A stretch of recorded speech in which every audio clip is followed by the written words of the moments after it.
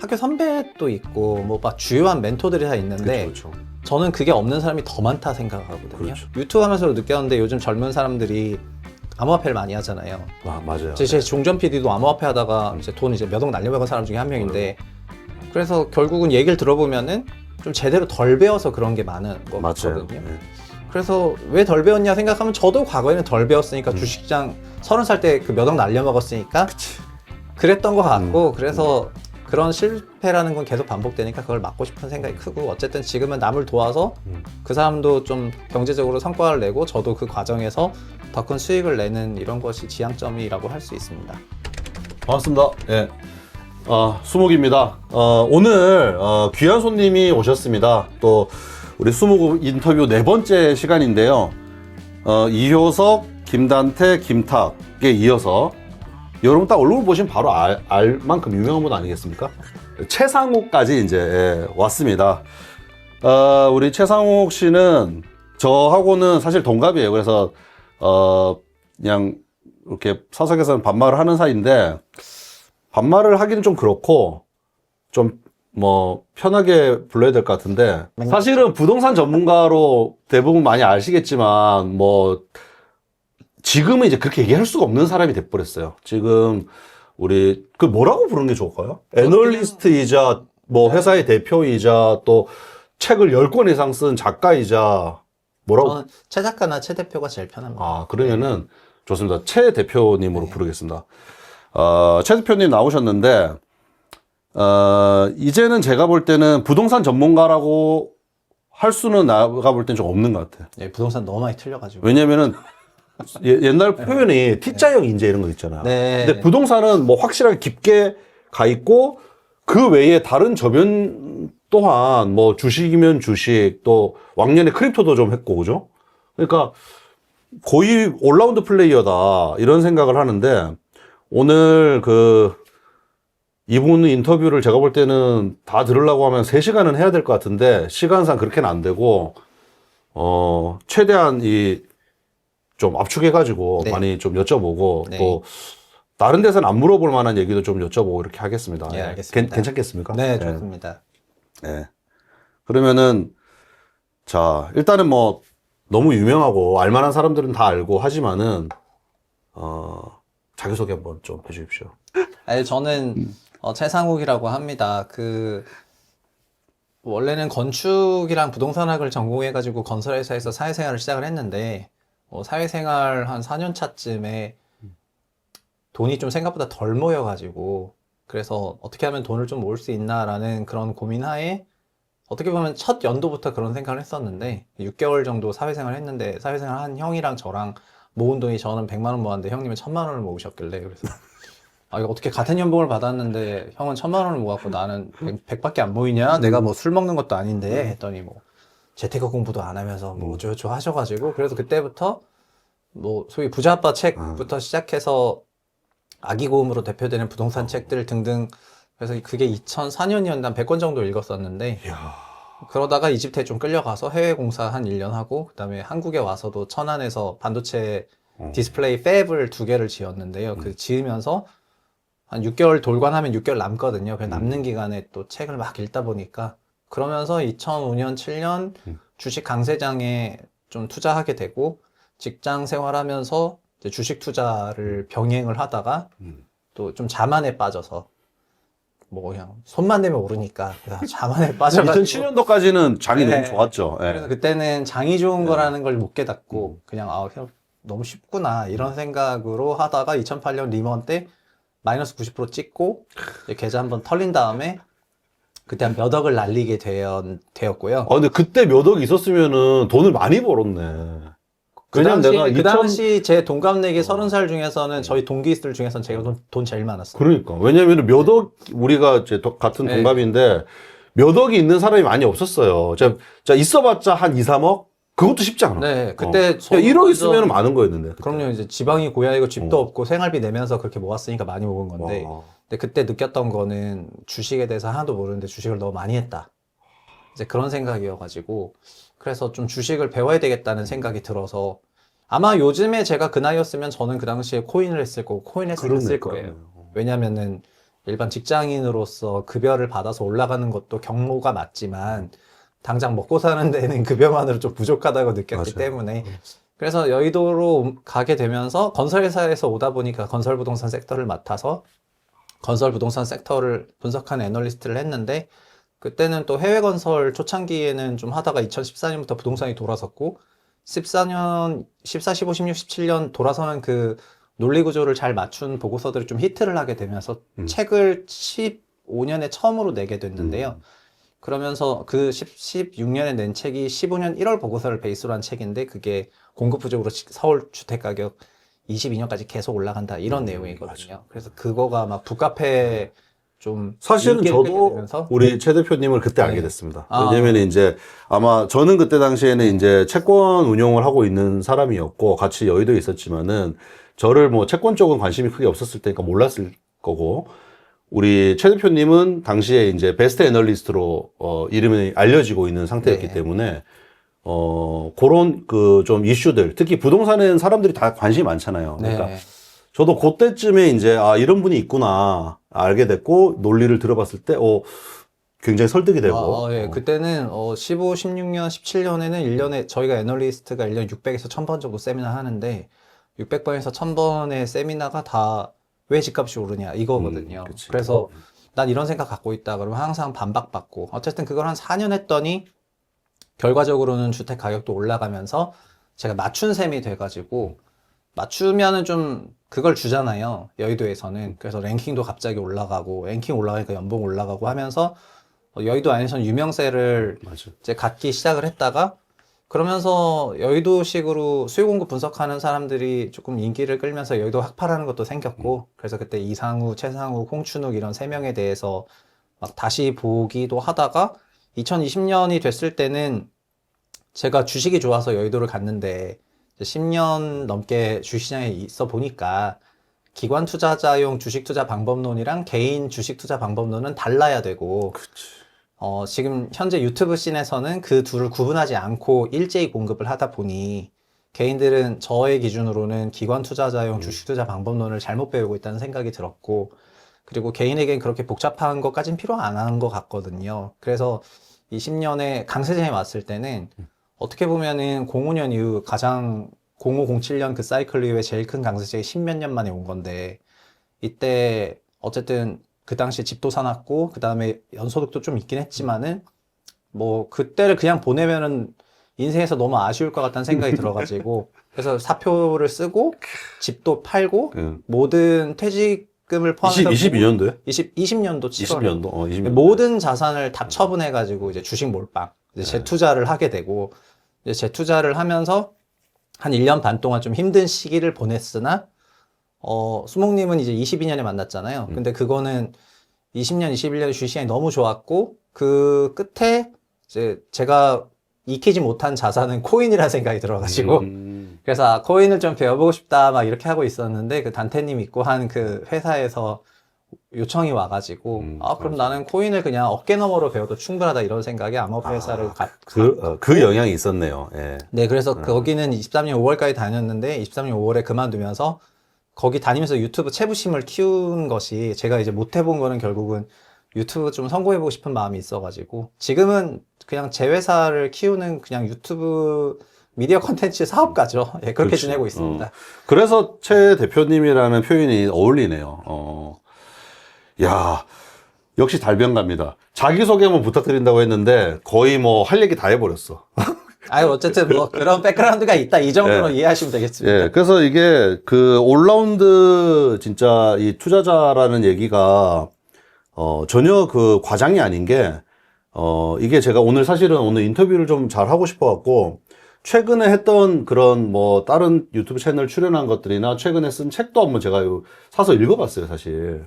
근데 다시금 느끼는 것이 뭐랄까 대중들에게 사실 우리 채널보다도 훨씬 더 도움되는 콘텐츠를 제공하고 있다. 저를 굉장히 반성하게 만드는 네. 그런 면이 있었습니다. 그래서 제가 이제 내년에는 우리 채널의 방향이 네. 어떤 방향으로 바뀌어야 될까에 대한 영감도 사실 많이 네. 저도 얻었거든요. 쉽게 가는 게 좋을 것 같습니다. 쉽고 또 직접적으로 그 피부에 와닿는 것들을 드려야 되겠구나. 그 생각을 많이 했습니다. 네.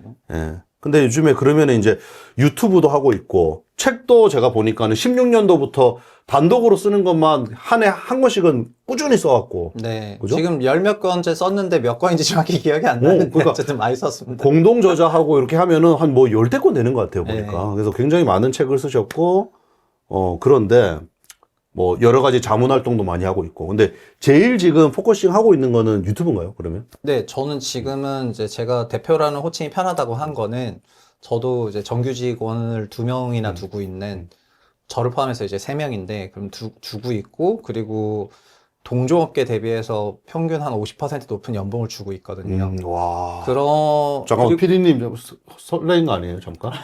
오늘 그리고- 명함 주시는 거 아니죠?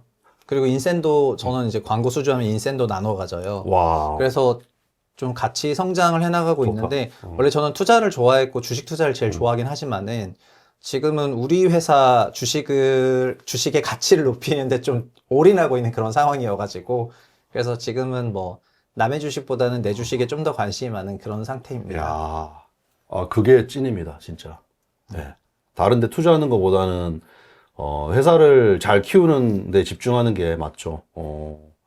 와, 근데 제가 아까도 이게 계속 뭐 비슷한 얘기를 하는 것 같긴 한데, 저 자신을 굉장히 반성하게 만들더라고요. 이 최상욱이라는 사람, 뭐, 이 여정을 좀 살펴보니까. 예, 전 여의도에서 종종 그 질투를 일으키는 사람이어가지고 아니 이제 좀 저 새끼 뭔데 뭐 이런 얘기를 제가 여의도에 하면서 하도 들어가지고 그 같은 여의도민들한테 왜냐면은 여의도 사람들이 어떤지 외부에선 잘 모르는데 되게 똑똑한 사람들 엄청 몰려 있잖아요. 엄청 몰려 있어가지고 소위 소식적이 다 한가닥씩 했던 사람들인데 어쨌든 저는 뭐 책도 내면은 잘 팔렸고 유튜브 채널도 열면은 중박 이상은 되고 하다 보니까 마치 뭐 좀, 저놈도 하는데 나도 하면 되겠구나라는 그런 생각을 불러일으키는 사람이라는 생각이 좀 들어가지고, 그래서 제가 어떤 부분에서 좀 중간 정도의 성공을 거뒀을 때, 여의도에 있는 다른 사람들한테 영감을 주는 것 같다는 생각을 하고 있습니다.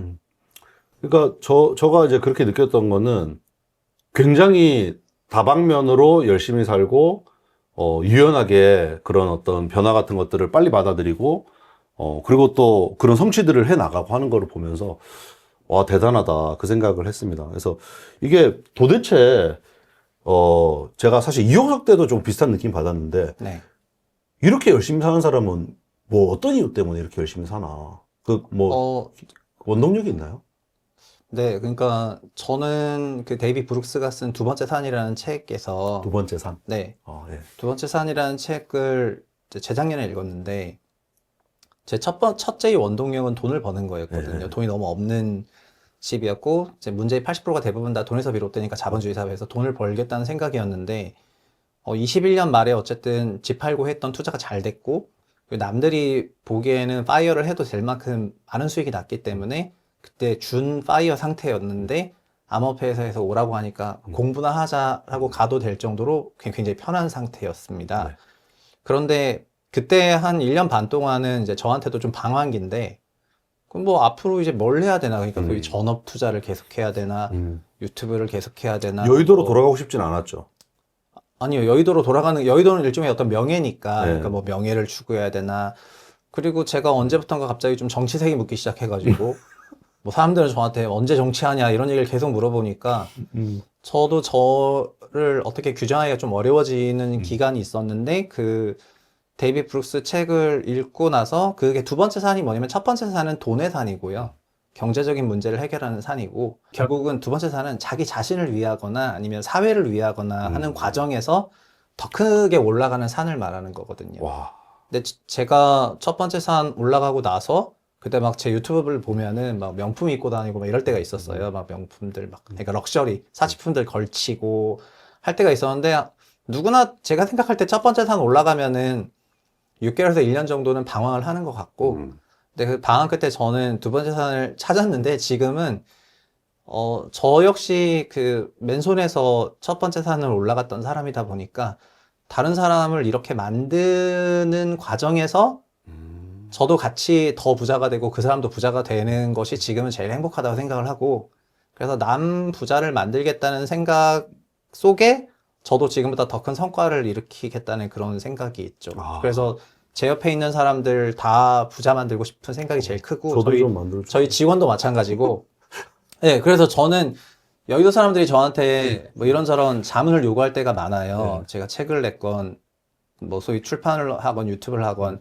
아까 이효석은 지금 훨씬 더 잘 됐지만 이효석 대표 같은 경우에도 초반에는 거기 막 회사 나와서 유튜브 하는 게 어떠냐 막 이런저런 얘기를 했을 때 저는 진짜 제가 갖고 있는 거 다 말해줬거든요. 그냥 지금도 똑같아요. 제가 그 다음에 제 RA한테 아니면 타사 건설 애널리스트들이 뭐 어떤 식으로 산업 분석하냐 할 때 저는 모델 다 주거든요.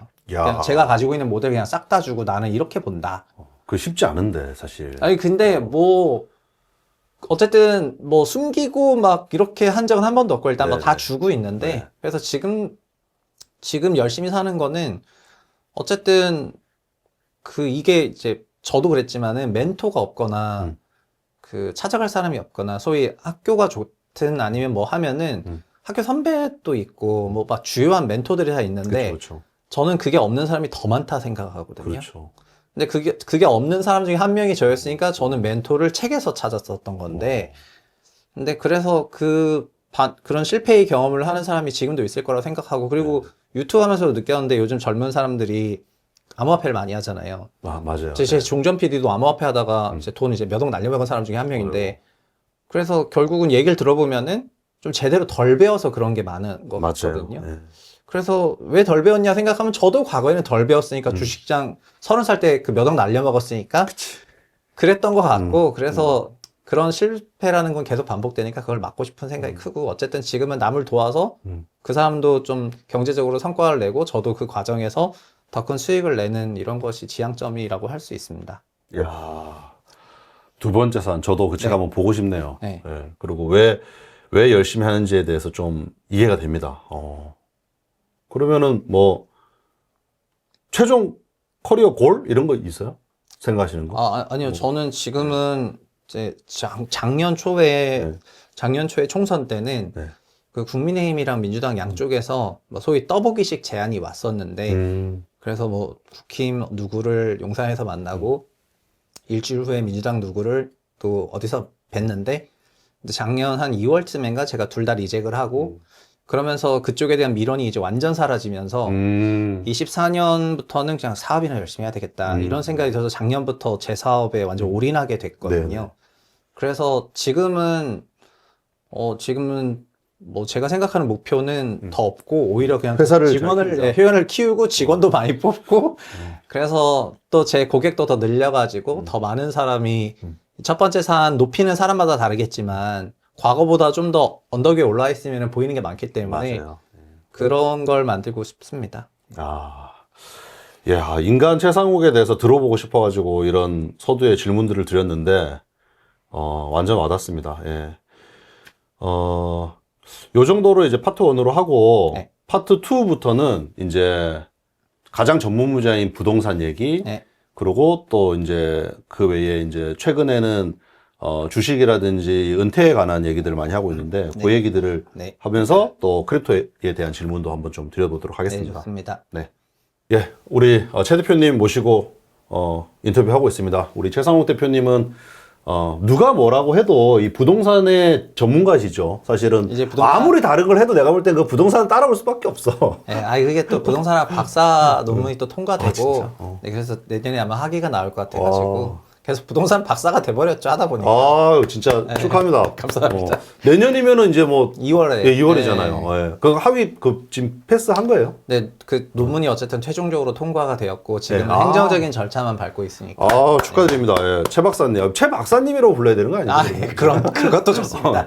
예. 해보니까 어렵더라고요. 네. 그러니까. 네, 이 바쁜 와중에 그 또 박사까지 자 대단하신데요. 일단은 이제 부동산의 가장 전문가시니까 사실 저는 뭐 채권의 전문가였고 지금은 크립토에 많은 시간들을 할애를 하고 있는데 그럼에도 불구하고 제일 많이 받는 질문 중에 하나가 내 집 마련과 관련된 질문들이에요. 사실은 여전히도 뭐 금융에 대해서 조금 알면은 사람들이 많이 물어보는 것 같아요. 그래서 지금 최근에 쓰신 저작들이라든지 최근에 이런 활동들을 보면 부동산 시장에서는 이제 뭐 수년 내에 픽아웃이 있는 것으로 이렇게 말씀하시는 것 같은데 네. 향후 전망 좀 간단하게 한번 말씀 주실 수 네, 있을까요? 그 픽아웃은 초장기 전망이고요. 좀 5분위, 4분위가 이제 5분위가 상위 제일 비싼 거. 가장 비싼 최상위 평균 20%. 31억. 네, 평균 31억이고 4분위가 평균 18억 되니까 그런 주택들에 대해서는 선호가 오히려 많아 보이고 그리고 신흥 부자들은 계속 만들어지기 때문에 그들이 시세를 주도할 것 같고요. 소위 보편적인 주택 가격대라고 하는 게 서울 3분위 이하인데 3분위도 사실 전국으로 보면 14억이니까 굉장히 비싼 가격이지만은 근데 서울 평균 가격이고 전국으로 가면 소위 9억대 이런 6억대 이런 형태의 주택들은 그냥 물가 레벨로 그냥 회귀할 거라고 물가 생각하고 수준으로 있습니다. 명목 물가 수준으로 그냥 네. 갈 것 같다. 네, 그래서 명목 금액 자체는 계속해서 올라가는 거지만은 근데 제가 막 달러자산 1억이나 픽아웃에서 얘기했던 거는 이게 사람들이 명목에 빠지는 걸 화폐 환상이라고 하는데 그렇지. 사실은 달러 표기로 보면은 진짜 맞아요. 개하락하고 있는 네, 거 실제 구매력은 엄청 빠지고 있는 거죠. 네, 그래서 제가 달러 자산 1억 이런 거에서 연금성 자산 같은 거 빨리 돌려놔라라고 얘기를 하고 있는데 이 책입니다. 이제 그 픽아웃 코리아도 저는 사람들이 똑똑하다고 생각하는 게 시장이 너무 똑똑한 게 그 작년 책에서 썼던 게 계좌 이민이라는 얘기였거든요. 네네. 우리 몸이 이민 갈 수 없으니까 돈을 이민 보내는 건데 이미 계좌 이민을 너무 열심히 하고 많이 계시고 갔죠. 그래서 서학개미 지금 이제 네, 이제 그만해라. 환율 오적, 지금. 환율 오적 됐잖아요. 그러니까 서학개미가 환율 오적. 환율 오적이 있어 또. 환율 오적이 있죠 지금. 서학개미가 대표적인 환율 오적이 누구예요? 환율 오적이 서학개미, 국민연금, 그다음에 서학의 그러니까 미국에 있는 투자 회사들 뭐 이런 것들을 포함해가지고 환율 오적을 부동산 그 저거 뭐야 연끌 오적. 연끌 오적하고는 그거는 이제 구체적인 사람이었는데 요거는 그건 아니네. 네. 어쨌든 서학개미도 환율 오적입니다. 미국 주식 열심히 하는 사람들 지금 환율 우리 오적. 다 환율 오적인 것 같은데 그러면. 그리고 지금 퇴직연금에 들어가는 IRP로 해외에 상장된 그런 ETF들 사는 것도 환율 오적입니다. 그래서 지금 제가 우리 채널에도 몇 번 얘기했는데 지금 환율 오적 홍보하시면 큰일 나요. 조심하셔야 되고. 내년부터는 조심하겠습니다. 예. 아니, 어쨌든 그런 방식으로 명목 가액 자체는 내년에도 어느 정도 올라갈 거라고 생각하고 가격 자체는 올라가지만 그러나 제가 느끼는 아쉬움은 뭐냐면은 부동산 시장이 재미가 없어진 것이 선택이나 다양성의 자유가 없다는 거예요. 그렇죠. 그냥 소위 답이 정해진 거예요. 그냥 돈 모아서 서울 4분위 5분위 사는 것만이 목표이고 나머지 분위 자산에 대해서는 언제부턴가 주거 효용에 대한 가치도 많이 내려가고 투자로서만 부동산을 보는 게 조금 아쉽고 어쨌든 내년이나 단기 시장은 그런 뷰로 보고 있습니다. 그러네요. 근데 제가 느끼기에는 문제점 중에 하나가 사실은 긴 시계로 봤을 때 부동산이 뭐랄까 가치 저장 수단이 될 수 있는데 선호되는 부동산이 그동안 많이 사람들이 부동산에 대해서 우호적인 감정을 가질 수밖에 없었던 거는 상대적인 가격 이런 플럭추에이션이 적게 느껴지고 네. 실제로는 많더라도 우리가 주식처럼 막 호가를 계속 보고 있는 게 아니다 그렇죠. 보니까 그런 게 적게 느껴지고 또 레버리지를 쓰기가 좀 용이하단 말이에요. 네. 큰 규모를. 사실 맞습니다. 우리가 주식을 막 20, 30억씩 이렇게 네, 하기가 쉽지 않지만 일반 평범한 사람들이 부동산은 그렇게 해도 되는 것처럼 인식을 하고 본인이 민감도를 덜 느끼니까 큰 포지션을 끌고 가는 효과가 있어가지고 실제로 예를 들어 뭐 연간 10% 올랐더라도 레버리지가 2배, 3배면은 20, 30% 수익이 낭샘이 돼버리거든요. 네. 그러니까 그 효과가 제 생각에는 부동산 불패의 어떤 분위기를 사람들이 그렇게 느끼게 만든 것 같은데 지금 이제 대출 받기도 좀 어려워졌잖아요. 대출 어려워졌죠. 예. 그러면은 매력도가 그런 면에서는 뭐 가격 자체는 올라가더라도 저는 지금 시대를 규정하는 단어는 FOMO가 아니라 FOMU라고 생각을 하고요. FOMU? FOMU, FOMU. FOMU는 뭐예요? 그러니까 Fear of 원래- Material Underperform인데, 그러니까 상당한 저성과. 아. 뭐냐면은 나도 부동산 안 하는 건 아닌데 5분위는 저만큼 오르는데 나는 내 부동산 이만큼밖에 안 오르고. 과거에는 순환 강세장이니까 네. 서울 오르고 경기 언더퍼폼에 대한 스트레스. 예, 언더퍼폼 비교해갖고. 스트레스가 너무 커졌어요 지금. 그러네. 그 주식도 똑같고 코인도 나도 똑같고 포지션은 제가 있지만 네. 나도 포지션은 있지만 나도 집이 있지만은 우리 집은 왜 안 올라? 네, 이거네요. 그게 그리고 지금 그게 주식이랑 부동산 좀 넓혀 보면은 올해 어떻게 보면은 코스피가 좋았는데 코스피에서 제일 좋았던 거는 전자닉스 같은 그런 반도체 국내 대장 1등, 2등이잖아요. 맞아요. 근데 뭐 2차 전지나 아니면 다른 거는 1등, 2등은 아니었기 때문에 접근성이 그래도 좀 어려운 편인데 삼성전자나 하이닉스를 모르는 사람도 없는데 그러니까 아무것도 모르는 사람도 산 것 같은 그런 종목인데 네. 그런 거는 엄청 막 1년에 뭐 그냥 지금 하이닉스 한 하나씩 200% 나버리고 올랐던 것 하이닉스는 같은데. 뭐 한 두 더블, 세 더블 났으니까 그렇게 생각해 보면은 완전 포무거든요. 내가 투자 안 하는 것도 아닌데 맞습니다. 상당한 언더퍼폼이어가지고 지금은 부동산 얘기하다 여기까지 왔는데 지금 부동산에 대해서 사람들이 갖고 있는 생각은 저는 2017부터 부동산이 언제부턴가 주거 효용이 아니라 완전한 자산으로서 받아들여졌다고 생각을 하고요. 너무 투자 대상으로서의 인식이 강해졌다. 네, 근데 그거는 이제 경제학의 오래된 역사이기도 했던 것 같습니다. 주거 효용에서 자산으로 바라보는 거. 자산은 근본적으로 기대 상승률이라는 게 존재하고 부동산의 기대 상승률은 과거 관성에서부터 추세적으로 유추하기 때문에 지난 2015, 16, 17, 18, 19, 20, 21 그 강세 추세의 유추에 따라서 엄청난 선호를 받았었는데 네. 근데 현재는 5분위, 4분위는 추세적으로 강하지만 다른 분위는 약하니까 다른 분위에 대한 좀 저성과를 예상을 하면서 네. 다른 자산과 비교하게 되면 저가 상당한 저성과가 되다 보니까 서울 3분위 이하 주택들, 경기도 3분위 이하 주택들, 지방 주택들에 대해서 포지션이 있으신 분들이 본인의 집에 대한 불만족이 너무 커졌다. 그렇죠. 네, 안 올라가지고요. 근데 이런 불만족이 그러면 이제는 뭐 대출 받기가 어려우니까 돈이 뭐 예를 들어 3분위에 있던 사람이 그 주택을 갖고 있는 사람이 4, 5분위로 가는 것 자체가 쉽지 않은 거 아니에요? 저는 네. 자주 현실적으로. 말하는데요. 네. 부동산의 갈아타기 시대는 끝났어요. 갈아타기 끝났다. 네. 갈아타려면은 다른 데 갔다 와야 돼요.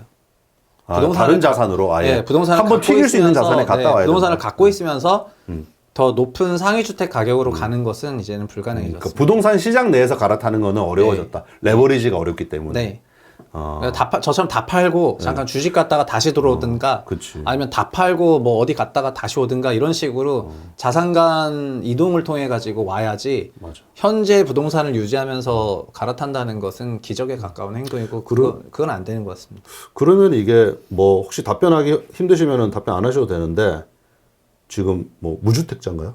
네, 저는 지금 저는 임차인. 그러면 그때 20년에 집 팔고 20년대 나랑 비슷하네. 네. 저도 12년도에 사가지고 19년도에 판 이후로는 저기 지방에 있는 거 잠깐 샀다가 다시 판 게 있는데 네. 그거 이제 뭐 가족들 때문에 그거 말고는 없거든요. 네. 어 저도 제주도에 있는 저희 그게- 부모님 모시는 거 이런 거 말고는 그러니까 그거는 없어가지고 뭐 사실 그거는 뭐 돈도 안 되는 거고. 그래서 청약도 안 돼요. 그래도 유주택이어가지고.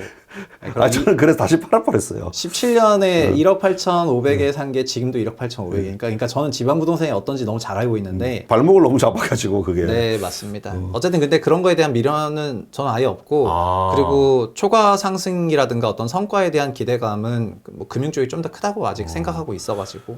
그러면은 부동산을 무주택자인 거는 아까 우리가 fear of 뭐 material underperform이라고 네. 했는데 네. 본인은 아예 없는 거잖아 지금. 네. 그죠? 뭐 저도 네네. 없지만 없는데 그거를 안 느끼는 거잖아요. 그렇죠. 그건 두 가지인데 왜냐하면 저는 제 회사 주식이 있고 예. 두 내 번째는 회사가 훨씬 더 빠르게 성장한다. 네, 저 회사 성장이 빠르고 두 번째는 제 주식 포지션이 있으니까 내가 주식 투자하는 걸로 부동산의 상승을 충분히 우리가 맞아요. 아웃퍼폼할 수 네. 있다. 그거를 따라가면서부터는 그런 포모 자체는 없었고요. 네. 부동산이 아무리 올라도 포모가 생기지 않고 그래서 저는 이제 제가 느끼는 감정들이 사람들의 보편적인 감정과 전 유사하다고 생각을 하는데요. 그래서 역설적으로 제가 느끼는 감정들을 똑같이 느끼게 해주고 싶걸랑요. 그러니까는 막 집에 소위 그 매몰돼 가지고 그러니까. 그거만 매몰되는 것이 정답이 아닌데 정답인 것처럼 되게 그렇죠. 가스라이팅 당하고 있다는 생각이 많이 들어가지고 그게 아니라는 말씀을 되게 드리고 싶은데 근데 결국 그 사람들이 그런 걸 느끼게 하려면은 아까 말씀드린 것 첫 번째 산꼭대기에 올려놔야 되더라고요. 제 지인들이나 고객들 중에서도 그렇지. 그 현재 상태가 여기 있다가 여기 올라간 사람들 생각이 다 바뀌었거든요.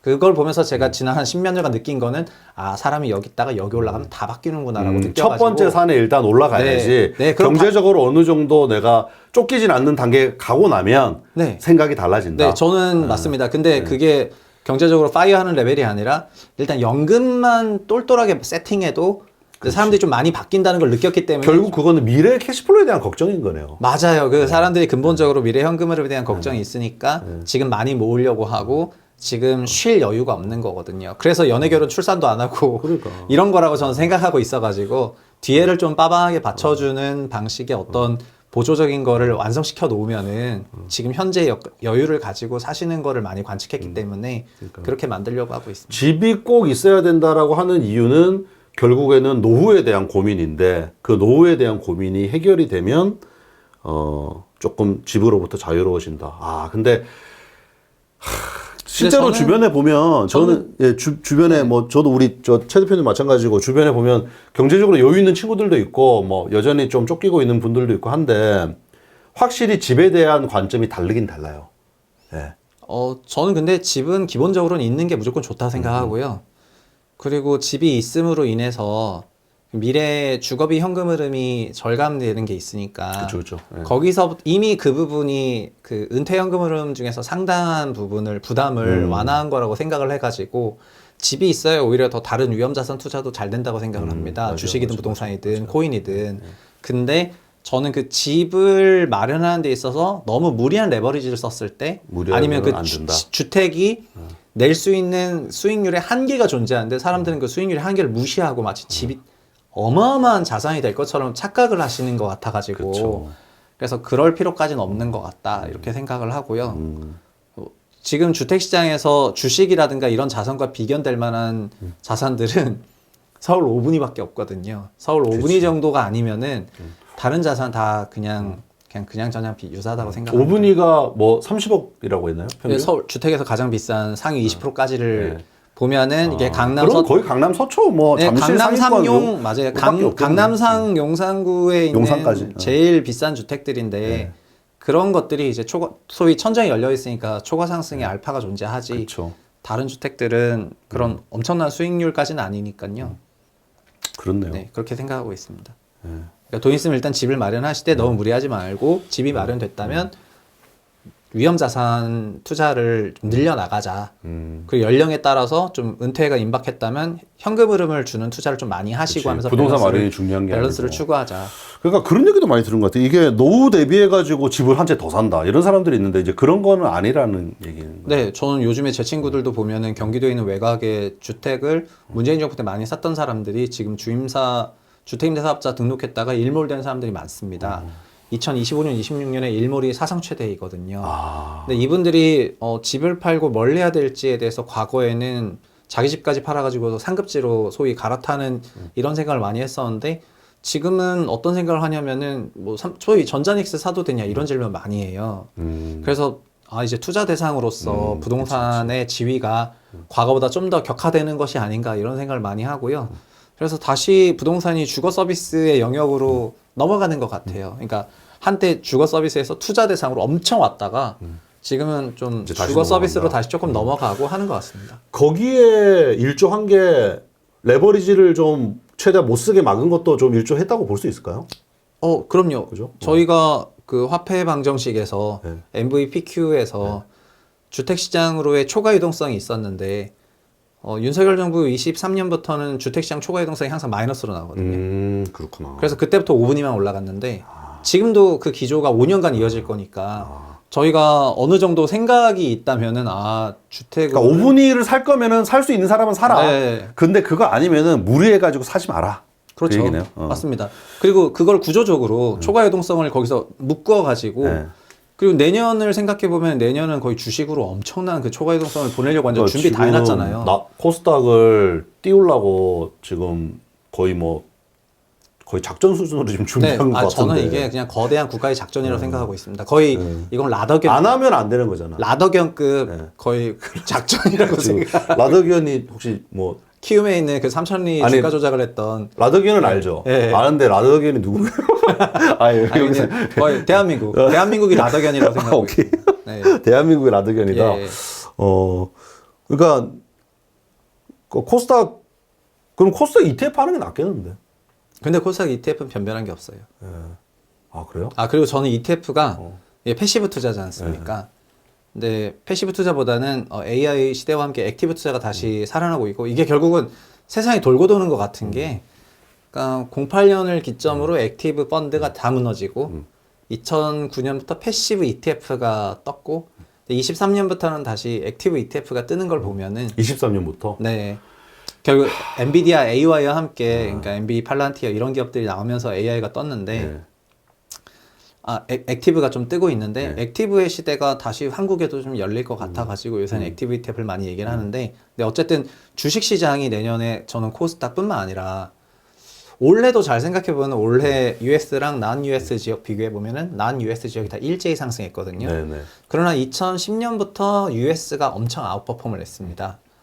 그런데 내년에도 올해와 같은 정도의 상승일지 모르겠지만 전체적으로 그냥 난 US 지역에 대한 높은 관심이 있는 것 같고 난 US 강세가 내년에도 이어진 걸로 저는 생각을 해가지고 그래서 작년까지는 제가 뭐 3%나 이런 데 가면은 국내 3, 해외 7 이런 식으로 얘기를 했는데 지금은 국내 7, 해외 3 이런 식으로 얘기를 하거든요. 맞아요. 그 맞는 네, 것 같아요. 네, 그래서 그렇게 생각하고 있습니다. 올해 뭐 저도 그렇게 대응을 했고.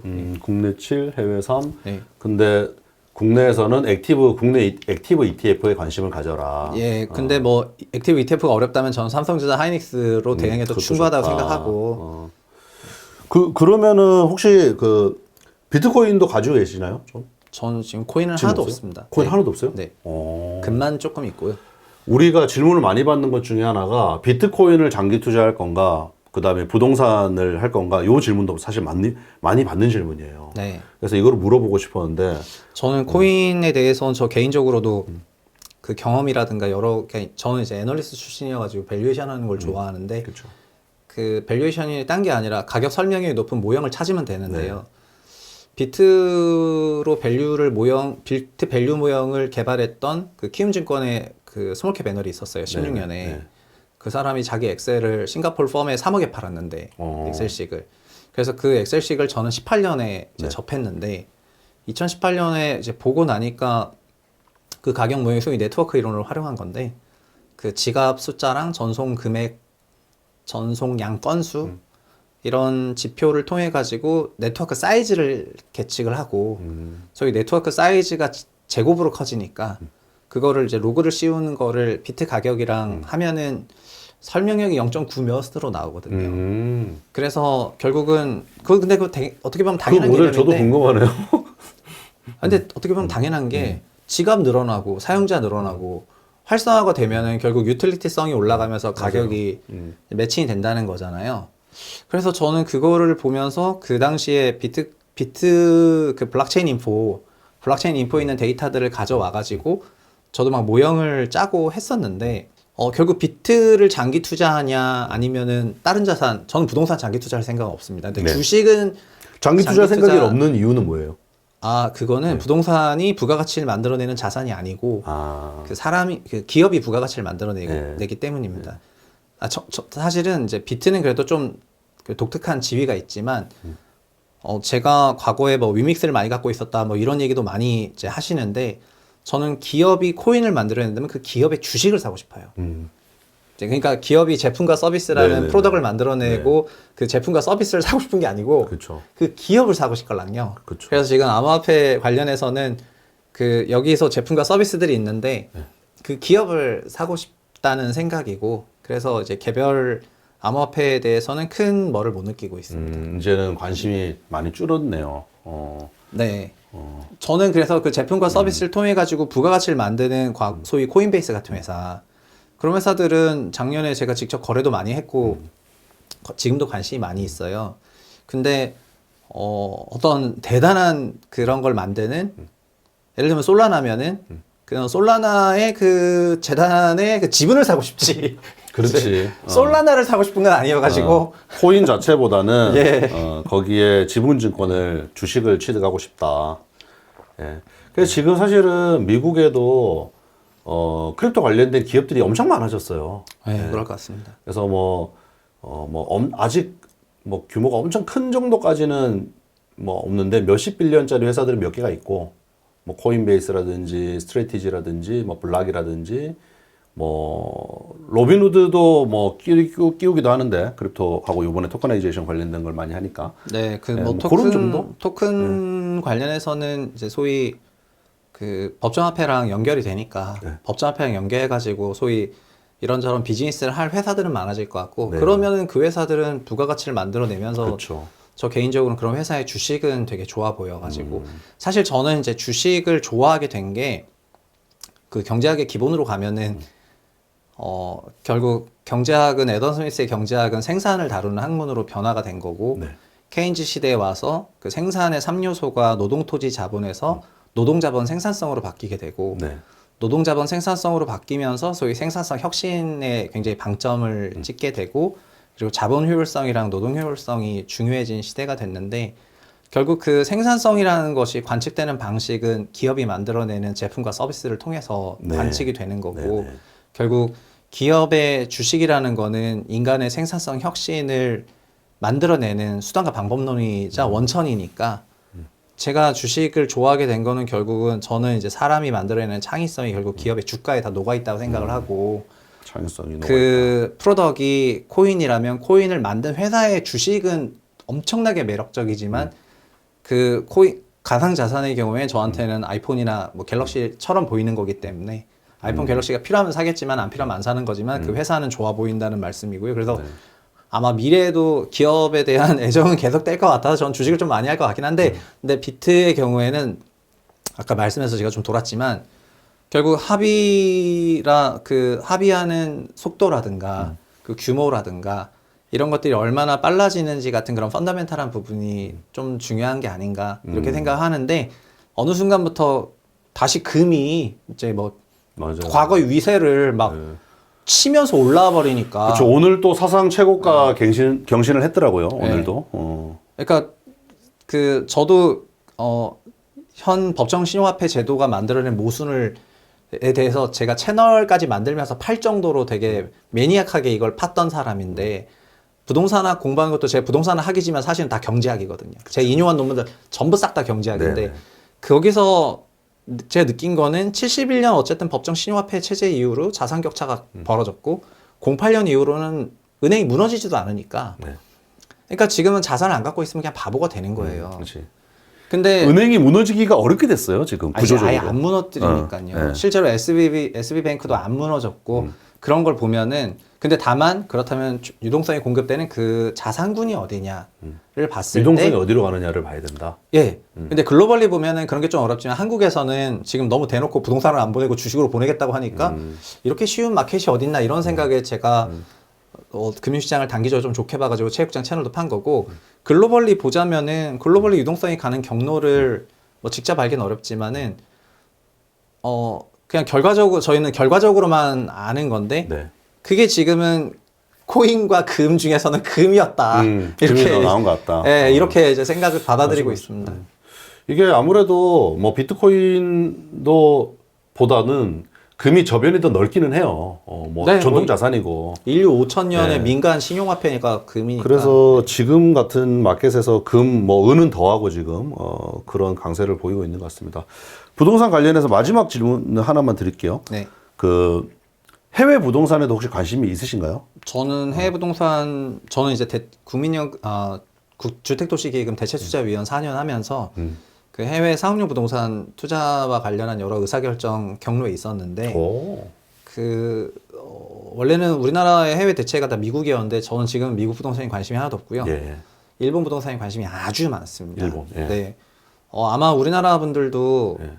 원래 어쨌든 우리나라는 일본과 굉장히 유사해졌거든요. 금리든 증시든 환율이든 그렇죠. 일본과 유사하게 가고 있는데 그냥 일본이라는 나라가 가지고 있는 그런 30년간의 침체를 딛고 일어나는 그 경로에서 부동산이 굉장히 전도유망해 보여가지고 그래서 전 책에서도 그 코덱스 일본 부동산 리츠 같은 그런 상품을 막 추천하고 이랬었는데 네네. 지금도 똑같은 생각이고 그래서 일본 부동산은 아주 높은 거 특히 일본에서도 도쿄 지역에 뭐 가장 큰 관심을 가지고 있습니다. 싱가포르, 두바이는 관심 없으신가요? 사람들이 많이 물어보고 저도 이제 주변에 친구들하고 싱가포르 얘기하는 두바이는 게 제가 생각할 때는 그 상속이라든가 이제 그런 방식으로 가시는 분들이 거기 많이 계신 것 같고 네. 두바이는 특히 뭐 어쨌든 돈을 세탁하기에 너무 좋은 나라라는 인식도 많이 있는 것 같고 글로벌 이민도 많은 것 같거든요. 일단 세금이 또 없어. 네, 거기 골든 비자가 있는데 네. 그 골든 비자 취득하고 나서 제 지인 벌써 2명이 거기 두바이에서 네. 골든 비자 받으면서 살고 있고 한 명은 아랍에미리트 아부다비에 있는데 네. 그 아부다비에 계신 분들은 저한테 항상 오라고 하거든요. 네. 근데 저는 저 개인적으로 어떤 생각이 드냐면은 한국인은 한국에 있는 게 제일 편한데 그렇죠. 그 돈이 나가 있으면 되니까 그래서 저는 사람들이 계좌이민 한다고 생각을 하는데요. 음. 다만 세대 간의 그 자금을 넘기는 과정에서는 한국이 불편하니까 그런 부분에 불편함을 느끼는 사람들이 지금 나가 있다고 생각하거든요. 미국이나 그 두바이나 싱가포르로. 그래서 그냥 그 정도로 받아들이고 있습니다. 근데 교육 목적이랑 같이 묶어가지고요. 그래서 저는 근데 그런 정도의 그거를 일본에서 충분히 다 어느 정도 커버할 수 있다고 생각해가지고 네네. 일본 부동산에는 높은 관심이 있다.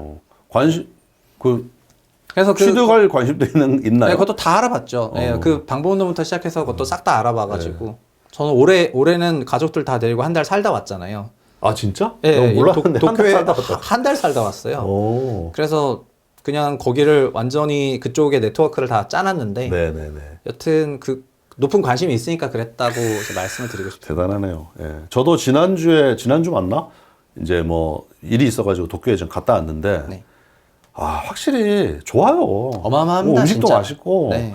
그 뭐라고 해야 되나 그냥 뭐 이 문화적인 것들이 좀 나이스한 것 같아요. 좀 깨끗하고 그 길에 네. 뭐 쓰레기 하나 없이. 그리고 뭐 다른 나라 국민으로서 느끼는 위화감이 일본에서 아예 없잖아요. 저희가 외국의 어느 나라를 가도 맞습니다. 이게 그 위화감이 있는데 우리가 오해를 받는 게 뭐냐면은 일본에 살고 있는 그 현지에 이제 뭐 저 일 때문에 간 거다 네. 보니까 현지에서 근무하고 있는 분들하고 얘기를 좀 해보니까 한국인으로서 여기 사는데 불편함이 하나도 없다라는 저 거예요. 하나도 뭐 없을 거예요. 약간 뭐 인종차별 이런 거 없냐? 인종이 네. 아니라 한국인에 대한 차별 같은 거 없냐? 못 느끼냐? 이런 걸 물어봐도 그거는 완전하게 한국 사람들이 오해하고 있는 것 같다고. 네. 여기 지내면서 몇 년 있으면서 한 번도 느껴본 적이 없다는 거예요. 그게 좀 놀라웠어요, 사실. 네, 저는 이제 외국에 오래 산 건 아니지만 예를 들면 이집트에 1년 살 때 이집트, 이집트는 어딜 가도 제가 항상 티가 나요. 그렇지, 딱 봐도 그냥 뭐 없거든, 이런 얼굴이. 아니, 왜냐면 그냥 다 다르니까. 그래서 그냥 근데 일본은 제가 어딜 가도 그냥 그렇지. 아무런 약간 위화감이 모를 것 없으니까 같아. 예, 그냥 근데 우리 아시아인이 미국에 가는 것도 아마 유사하다고 저는 생각하고 저희가 유럽에 가도 맞네. 유사한데 그러니까 소위 거리를 걸어 다니거나 뭘 할 때 아무런 불편함이 없다는 게 큰 장점인 것 같습니다. 알겠습니다. 부동산 얘기를 이 부동산 최고 전문가인 최상욱 대표님한테 들었는데요. 다음, 여기 부동산 얘기는 여기서 일단 마무리를 하고, 마지막, 파트는 이제 전반적인, 뭐 특히 주식 관련된 아까 얘기 잠깐 나왔지만, 주식이나 또 그 외 기타 자산들에 대한 얘기를 좀 나눠보도록 하겠습니다. 우리 최상욱 대표님 마지막 시간입니다. 올라운드 플레이어 최상욱이라는 이름으로 이제 요번 파트를 생각을 하고 있는데 제가 이제 인터뷰를 잘하기 위해서 가장 최근에 쓴 이 책을 봤어요. 달러 자산 1억으로 평생 월급 완성하라. 요 책이 우리 최상욱 대표님이 몇 달 전에 내신 책인데 종합 1등도 하고 네, 맞습니다. 제가 사실 몰랐어요. 제가. 이게 갑자기 한번 잘 팔려가지고. 그래가지고 그랬는데 그래서 제가 책을 사서 봤습니다. 뭐 하나하나 꼼꼼하게 보지 못하고 시간이 없어갖고 쭉 이렇게 목차들하고 내용들을 쭉 훑어봤는데 이거를 홍보해달라는 말 뭐 한 적도 없거든요. 근데 저는 감히 우리 수모감이 여러분들이 한번 일독하시기를 좀 권하고 싶습니다. 내용이 저도 많은 걸 느끼게 하는 내용이었고 도움이 되는데 문제는 이 책이 부동산에 관한 책은 아니란 말이에요. 네. 말 그대로 집 한 채에 갇힐 것인가 현금 부자로 살 것인가 달러 자산 1억으로 평생 월급을 완성해라. 그래서 네. 어떻게 앞으로 이제 지금 우리가 흔히 뭐 적은 돈으로 느껴지는 1억, 2억 이 정도 적은 금액을 가지고 네. 미래 캐시플로우를 만들고 어찌 보면 뭐 집에 대한 포모로부터 자유로워질 건가. 네.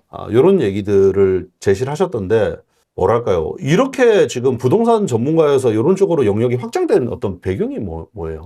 네, 저는 처음부터 그냥 주식을 너무 좋아했었어가지고 정확히 말씀드리면은 결국은 저는 자산시장에 대한 관심이 많았는데 자산시장의 그 형식이 뭐 주식이냐 부동산이냐 가상자산이냐 뭐 대체자산이냐 등등 이런 거가 있지만 결국은 그냥 자산을 불리고 뭐 이런 거 종합적으로 관심이 많다 보니까 그러니까 회사 생활을 하다가 거기는 기술직으로 소위 평생 다닐 수 있는 회사였음에도 불구하고 그리고 뭐 저희 커리어가 나빴던 것도 아니지만 그냥 증권시장으로 도전을 한 거고 그래서 가서 주식 부동산 공부하고 그 여러 가교점을 찾는 자산은 되게 구조가 좀 유사한 부분이 많이 존재하거든요. 맞아요. 결국 하나를 제대로 한 사람은 다른 영역으로 접근하기도 쉽죠. 네. 부동산 뭐 이렇게 뭐 1등 함 찍었으니까. 네, 그래서 주식에도 그냥 관심이 많았었는데 지금은 저는 그런 얘기도 많이 해요. 그냥 주식도 어렵게 생각하지 말고 소위 한국 사람들은 아파트 투자를 잘하니까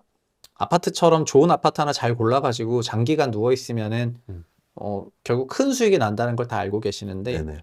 그리고 심지어 약간 물려도 부동산은 뭐 자식을 줄 생각을 하시면서 주식은 물리면 칼 손절하고 그러니까 주식도 부동산처럼 투자하면 되는데 그죠? 맞아요. 그냥 그건데 그냥 가상자산도 코인도 그냥 좋은 코인 누워 있으면 비트코인을 되는 그냥 건데 쭉 들고 가면 될 것 같은데. 저는 그렇게 저도 만약에 코인 익스포저를 갖는다면은 저는 비트 솔라나를 살 생각이 있는데 그 두 개가 제일 좋다 생각합니다. 이더리움은 아니에요? 전 이더 대비 솔라나가 좀 더 유리하다고 생각하고 있는데요. 근데 스테이블 나오면서 이더가 너무 떠가지고 근데 뭐 솔라나 스테이블이 나오겠죠. 하여튼 그렇게 생각하고 있습니다.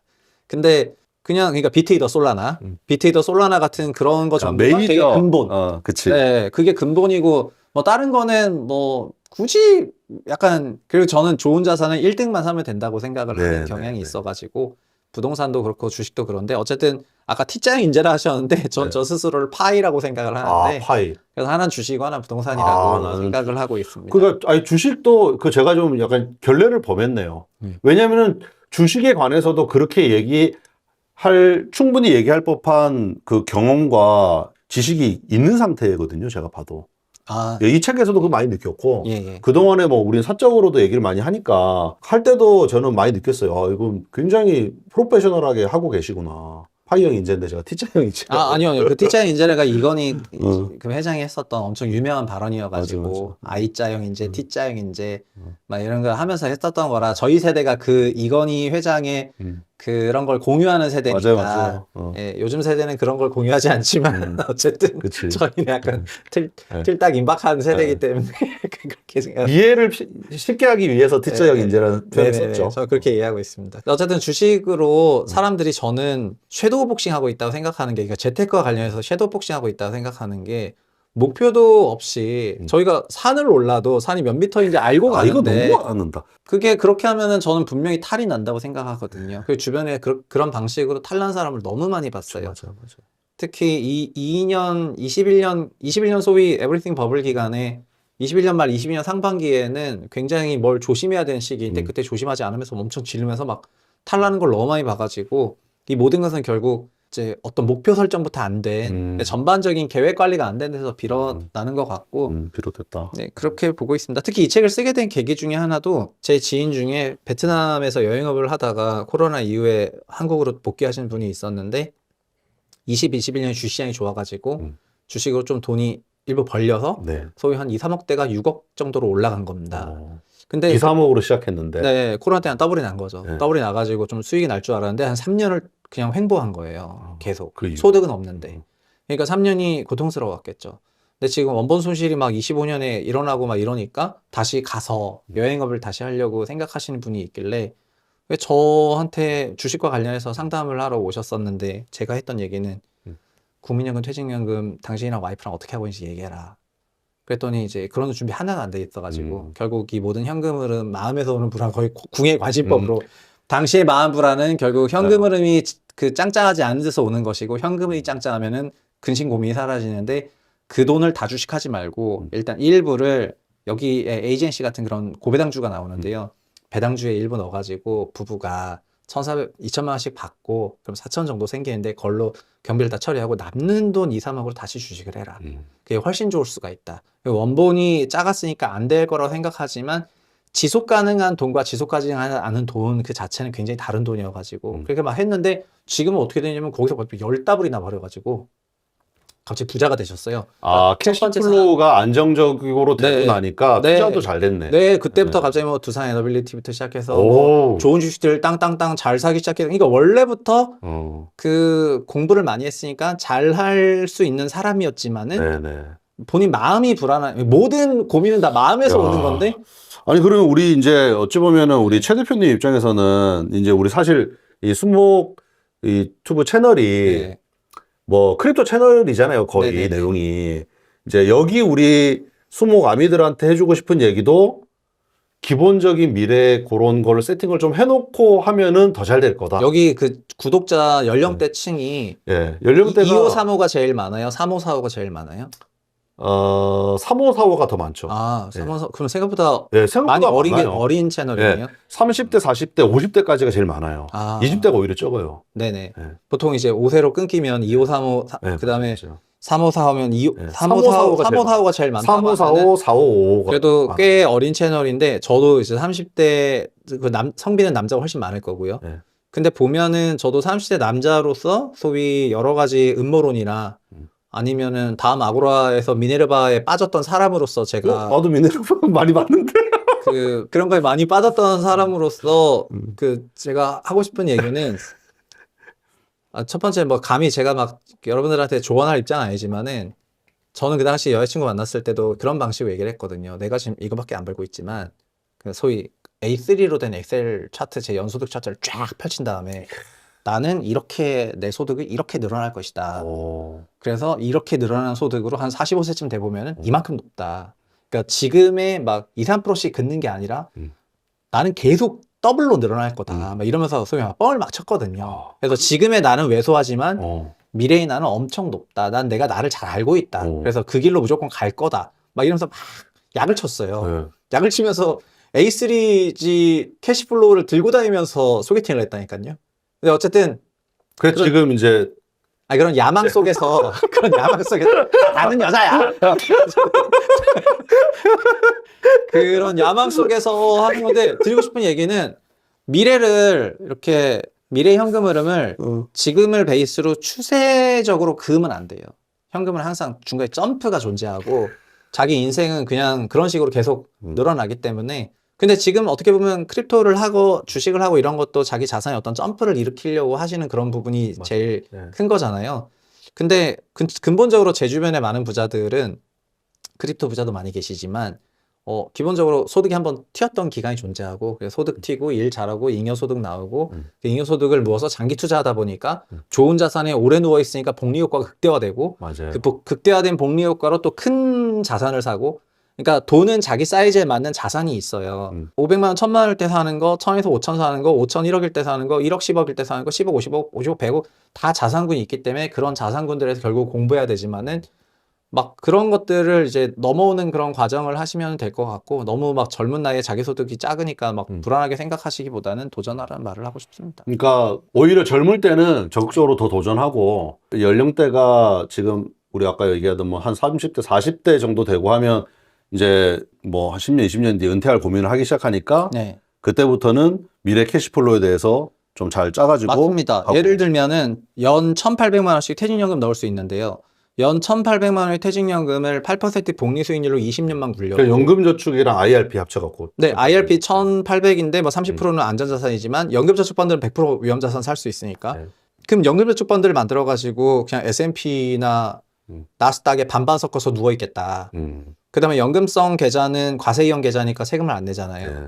그러면 이거를 20년간 하면 얘만 해도 8억 4천이 돼요. 매년 사실 1,800만 저희가 원. 이 책에 내용이 있길래 계산을 직접 해봤어요. 네. 맞더라고 그 숫자가. 네, 그러면 얼추 8억 4천 되죠. 근데 환율이 1년 2%씩 뜨잖아요. 그럼 2%씩 뜨니까 20년간 2%씩 뜬다고 생각해 보면은 그러면 그 돈이 한 10억 6천 7천 정도 될 거예요. 환율 효과만으로.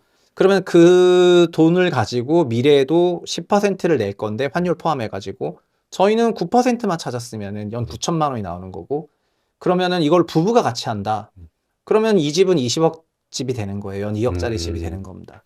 그러면 그냥 자녀들 다 융성해서 다 크고 뭐 살아나는데 하도 아무런 부담이 없을 만한 현금 흐름을 만드는데 지금 뭐가 필요하면 월 150만 원씩 넣을 수 있는 꾸준함이 필요한 거거든요. 근데 이런 현금 흐름을 깔아두고 잘 세팅하고 이게 돌아가는 거를 저는 2년만 경험해 보라고 말씀드리고 싶은데 한 2년 정도만 경험해 보면은 그러면 자기의 직접 투자도 잘 되실 거라고 저는 거의 확신을 해요. 그 직접 투자는 결국은 소액이어도 이것도 잘 되는 거에 장기 투자하면서 누워 있을 수가 있게 되니까 그러면서 자산을 불리시면 된다고 생각을 그러니까 합니다. 월 150이라는 표현이 연간 1,800에서 나온 네. 얘기인 네. 거죠, 그죠?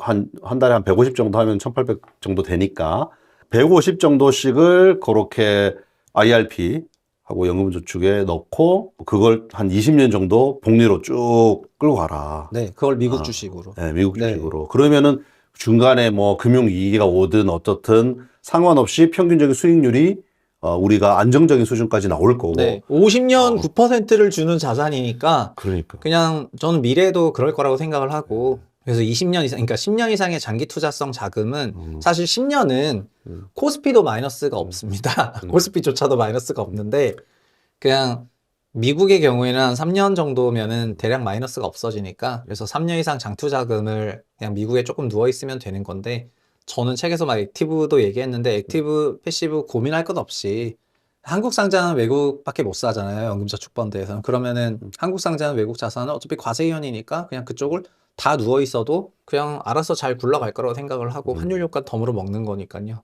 그렇죠. 네. 그러면은 뭐 그런 데서 편입할 수 있는 뭐 ETF 추천하는 거 있어요? 저는 그냥 이것도 당연히 S&P 500을 베이스로 하는 네.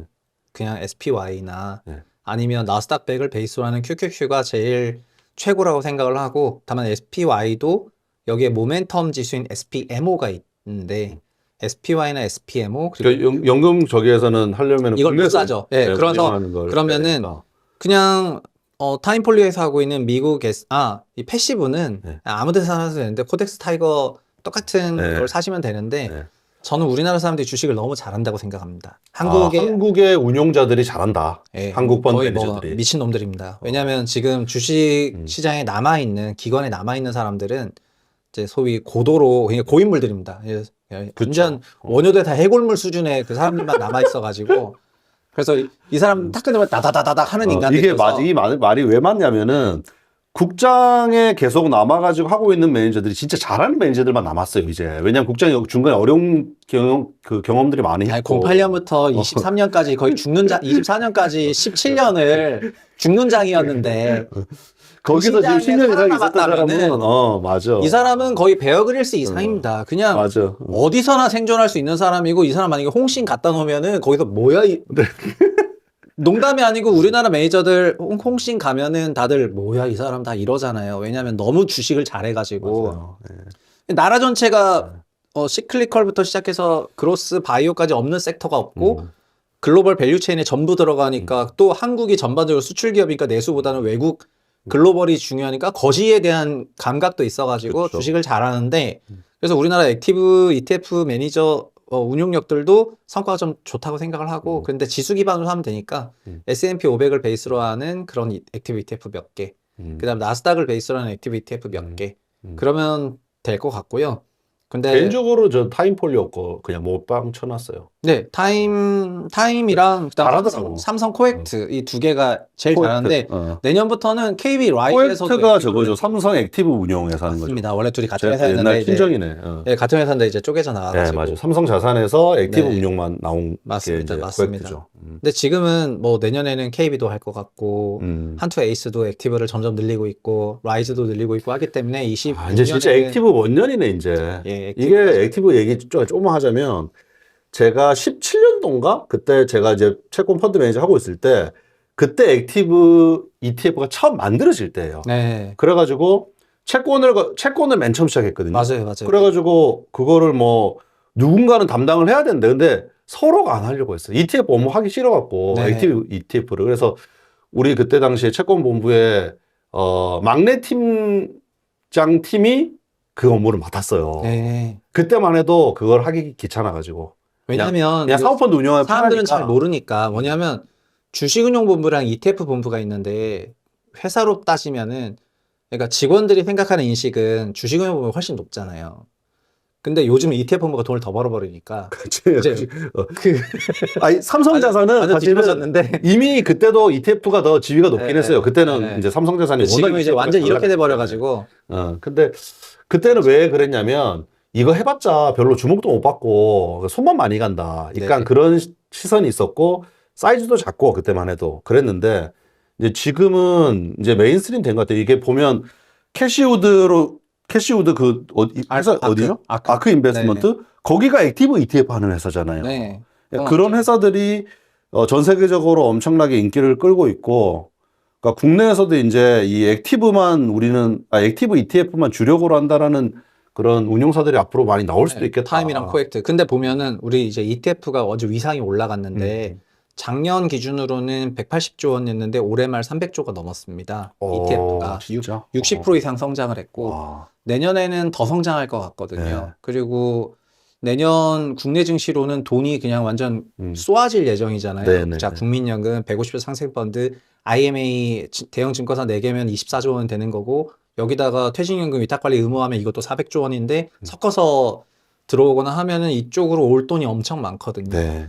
그래서 그런 거를 생각해 보면은 내년에는 ETF 사이즈가 지금보다도 또다시 올라서 엄청나게 한 커질 450조, 거고. 500조 갈 것 같고 그 과정에서 사람들은 선택을 해야 되는데 한국 상장 ETF도 벌써 1000개가 넘어가, 1060개가 넘어가니까 그러면 뭘 1060개 골라야 중에서 뭘 골라야 되는데 저는 그냥 한국을 살 거라면은 일단 저희가 미국에 대한 얘기는 했으니까 한국을 살 거라면은 아까 SPY의 모멘텀 지수가 있잖아요. SPMO가 있듯이 네네. 한국 코스피 200도 코스피 200의 모멘텀이 한국 밸류업 지수거든요. 예, 밸류업 지수. 한국 밸류업 지수를 베이스로 하는 패시브 ETF를 사든 밸류업 액티브 ETF를 사든 밸류업 지수를 추종하시라고 말씀을 드리고 싶어요. 야, 이거는 되게 중요한 얘기네. 네, 왜냐하면은 코스피 200은 그냥 시총순으로 가니까 예. 금양 같은 그런 회사도 그냥 코스피 200 막 편입되고 뭐 그 라더견 일당도 어쨌든 코스피 200에 막 편입시켜가지고 결국 막 엑시트하고 싶고 이랬던 건데 그 코스피 200에 들어가는 패시브 자금을 퇴출구로 삼아가지고 네네.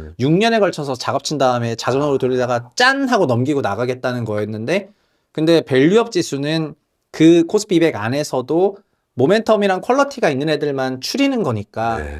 올해 보면은 올해 코스피가 65% 떴잖아요. 밸류업은 80% 떴는데 그 얘기는 밸류업이 저는 앞으로도 코스피보다는 더 좋을 거란 생각이 들고 한국 증시를 좋게 보신다면은 밸류업을 베이스로 하는 투자를 조금 늘려놓으시면 괜찮을 것 같습니다.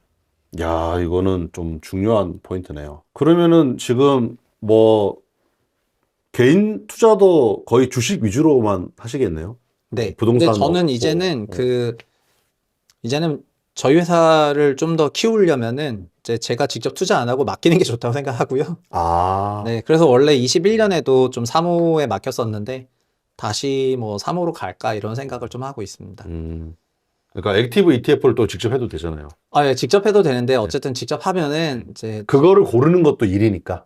그 액티브 ETF 종류 여러 가지. 그 일을 또 하게 되니까 결국에는 ETF를 한다는 거는 남에게 맡기겠다는 생각이 있는 건데 네. 액티브 ETF 한다는 건 남에게 맡기겠다는 건데 그러면은 그냥 사모를 이용해도 되는 거니까 그래서 저는 개인들이 사모 펀드에 대해서도 접근성이 굉장히 떨어진다고 알고 있는데 네, 그렇죠. 국내 많은 개인들이 그냥 사모를 적극적으로 활용하셨으면 좋겠고 다만 사모도 사람들이 사모 종류가 사모를 뭔지 일반 모르셔가지고. 여기 지금 예, 이거 보시는 분들은 뭔 소리 하나 네. 할 수도 있어요. 그래서 그러니까 저희가 ETF는 일종의 공모펀드잖아요. ETF는 공모펀드인데 거래 가능한 공모펀드인데 사모는 내가 가입하고 싶어도 가입이 안 되는 49인으로 제약된 펀드인데 대신에 사모의 경우에는 세 종류로 구성이 되거든요. 하나는 그 유명한 롱숏 헤지 펀드.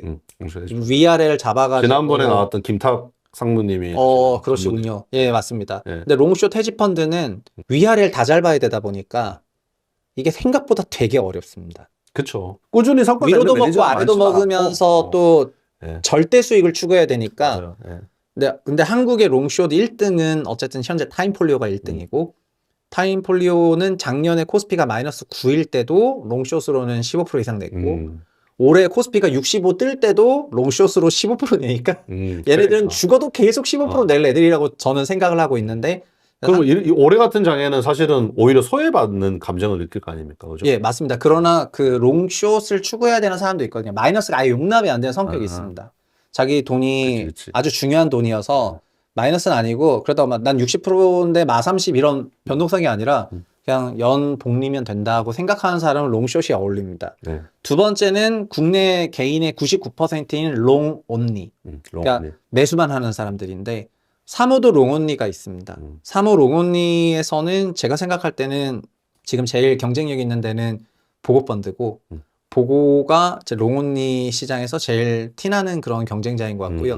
세 번째가 행동주의식입니다. 주주가치와 네, 행동주의식. 경쟁 예, 네. 소위 행동주의식인데 여긴 VIP, 트러스톤, 유경 PSG, 그다음에 뭐 요즘에 거의 뭐 머스트도 여기에 해당이 되고 각종 요즘에 사모펀드들이 다 행동 참여형으로 간 것 같거든요. 네네. 근데 소위 이런 주주가치 환원이라든가 이쪽 추구하는 방향은 어떤 제가 생각하는 전반적인 주식 방향은 아니어가지고 그래서 이 롱숏과 롱온리 중에서 사람들은 대부분 다 고객이 어느 정도 매칭될 거라 생각을 합니다. 그래서 자기 성향이 뭔지 따라가지고 가시면 되는데 사모펀드를 마치 너무 대단하게 막 돈이 뭐 몇백억 있는 사람만 이용한다고 오해를 하시는 것 그건 같아가지고 아니죠. 전문 투자자 1억, 개인 투자자 3억부터는 되고 원래 다 개인도 1억이었는데 라임 사태 이후로 3억 됐는데 그냥 3억 이상 있으시면 3호로 가시면 된다고 말씀드리겠고요. 그렇게 큰 돈을 갖고 있으면서 3억도 아니 여기까지 이 책에서는 3억도 큰 돈이라고 얘기했는데. 네, 그러니까 3억도 엄청 큰 돈인데 그 큰 돈을 막 자기가 직접 운용하시면은 부담되지. 무잠되거든요. 그러니까 맡기시라고 말씀을 드리고 싶습니다. 아, 알겠습니다. 예.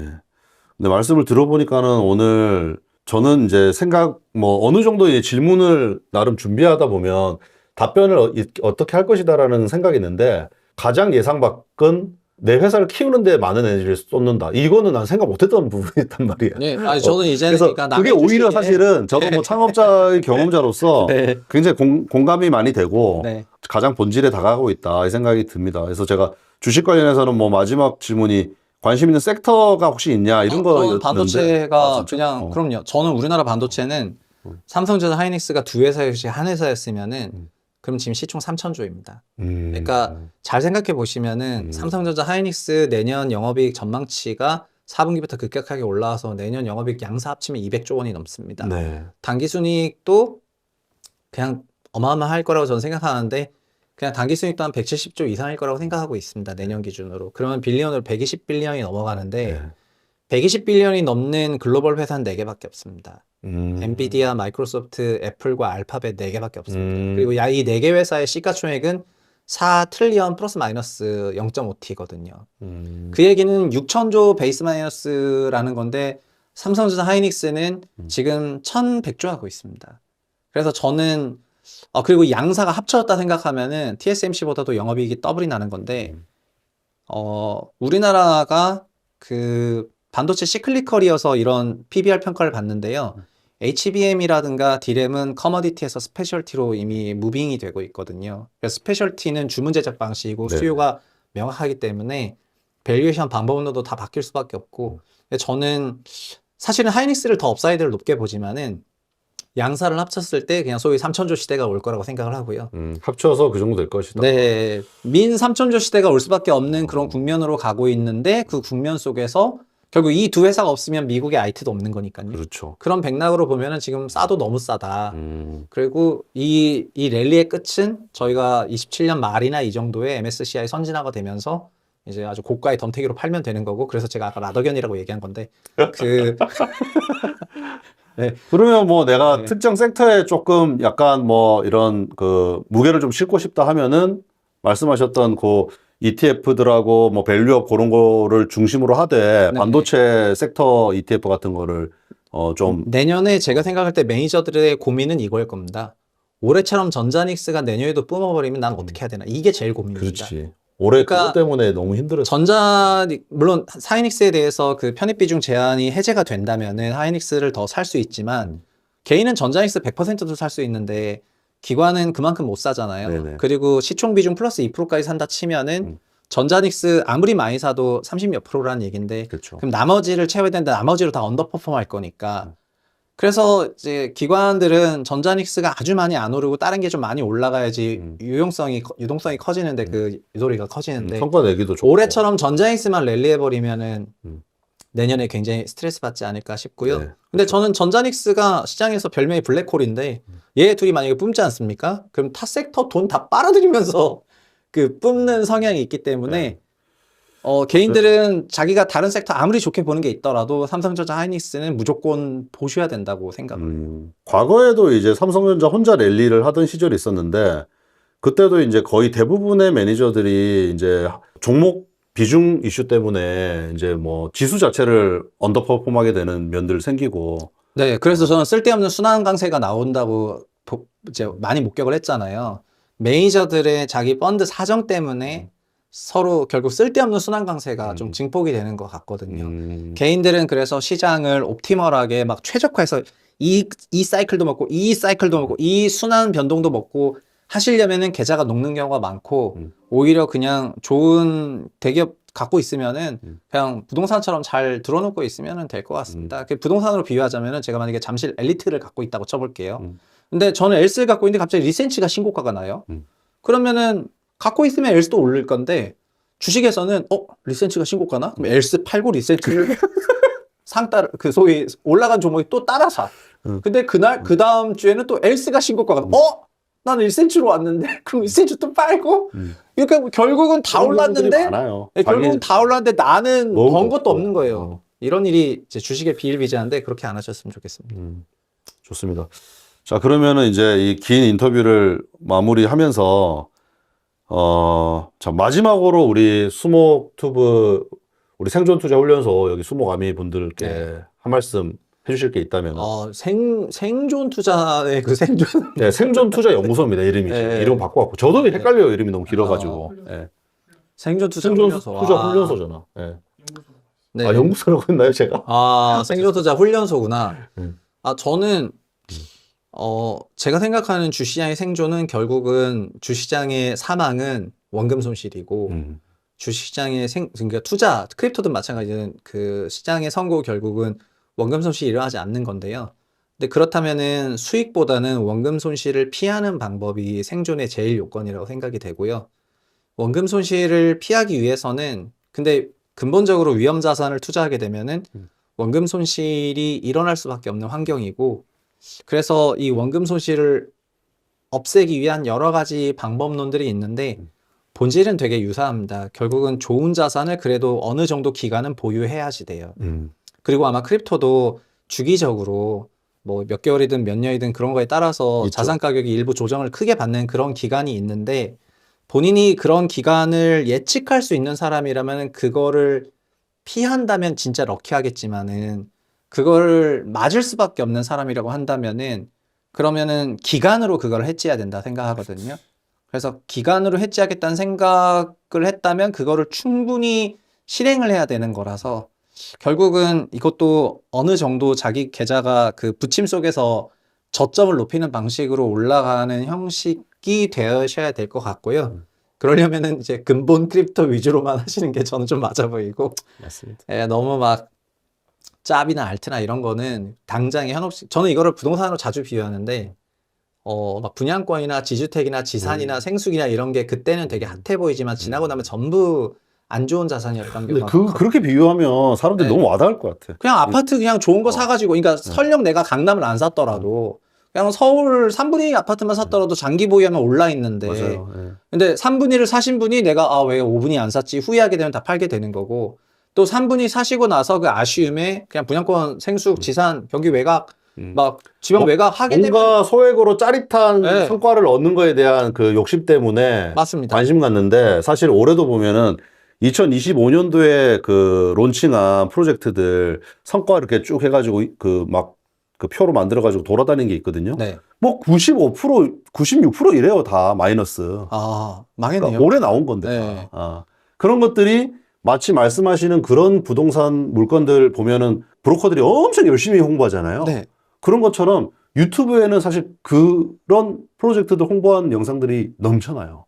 막상. 저는 이거 완전 웃긴 거예요, 사실. 제 주변에 머리 좋은 똑똑한 사람들도 여의도에 있는 지주택 갑자기 사온 다음에 갑자기 청약 가입한 다음에 이 아파트 어떨 것 같냐 하면 너는 꿈을 쫓는 애니? 뭐 이런 걸 아주 얘기했는데 그래서 그냥 좋은 자산을 사서 좀 누워 있어야지 안 좋은 자산 사고 누워 있으면서 장기 투자를 그 소위 내려치는 그런 거를 좀 벗어나서 어쨌든 원본을 지키려기 위해서는 손절도 잘해야 되지만 손절보다 더 중요한 건 좋은 자산을 사서 손절을 되도록 안 하려는 것이 중요하다고 생각을 하고요. 그렇네요. 네, 그래서 어쨌든 생존 투자 훈련소라고 하니까 젊었을 때 이런 훈련을 해놔야 나중에 훨씬 더 큰 돈으로 그런 상황이 맞이했을 때 소위 뭐 세포 속에 있는 그런 경험 기억을 끄집어내 가지고 그런 대응을 할 수 있을 거라고 생각을 합니다. 어쨌든 생존을 하셔서 살아 있으면 결국은 돈은 다 오는 거니까 그런 방식으로 생각하시면 네. 좋겠습니다.